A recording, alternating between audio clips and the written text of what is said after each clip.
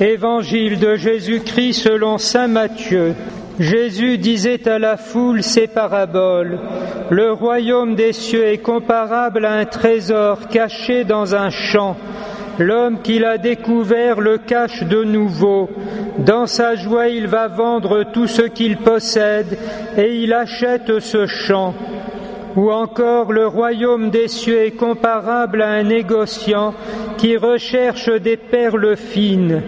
Ayant trouvé une perle de grande valeur, il va vendre tout ce qu'il possède et il achète la perle. Chers frères et sœurs, c'est aujourd'hui la fête de saint Ignace de Loyola, le fondateur de la Compagnie de Jésus, autrement dit les Jésuites.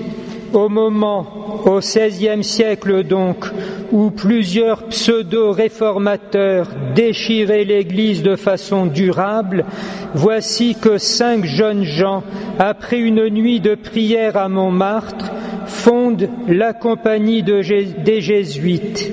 Et ils s'en iront jusqu'aux extrémités de la terre, annoncer l'Évangile avec une très grande efficacité, ajoutant aux 3 vœux de religion, pauvreté, chasteté, obéissance, un vœu de disponibilité absolue et immédiate au souverain pontife, pressentant ainsi qu'on était vraiment efficace en tournant court à toute tergiversation.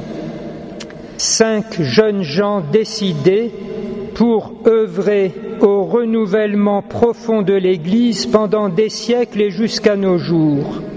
En notre temps, nous avons dans la rue à plusieurs reprises 1 500 000 personnes, plusieurs générations confondues, et des centaines de veilleurs debout dont la plupart étudiants à la Sorbonne comme ceux dont nous parlons.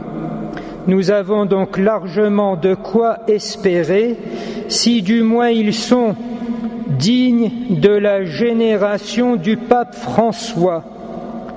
Pape François, on pense aux franciscains, mais il s'agit surtout de penser aux jésuites, car le pape Bergoglio est bien jésuite jusqu'au bout des ongles comme tous les jésuites. Nous en retiendrons en particulier 2 choses.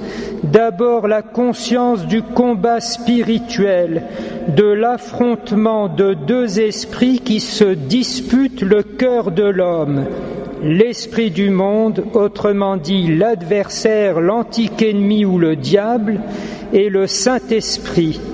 Le discernement des esprits et la conscience de ce combat, annoncé en particulier par le fait de faire mentionner Saint Joseph, protecteur de la Sainte Église, à toutes les messes qui sont célébrées.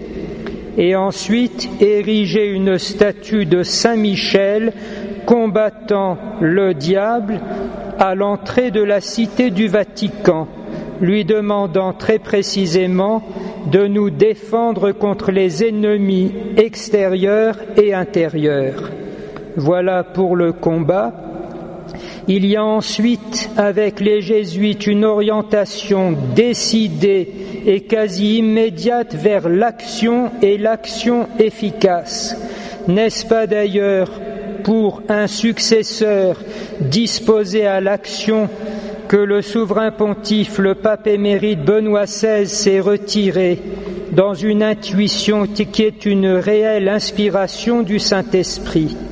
Et de fait, le pape François, comme tous les jésuites, qu'il s'agisse des fervorini de chaque matin à la messe à Sainte-Marthe ou bien des grandes homélies des JMJ, se contente à chaque fois de donner 3 verbes d'action qu'il fait répéter par l'Assemblée plusieurs fois afin qu'ils partent avec 3 consignes claires pour agir.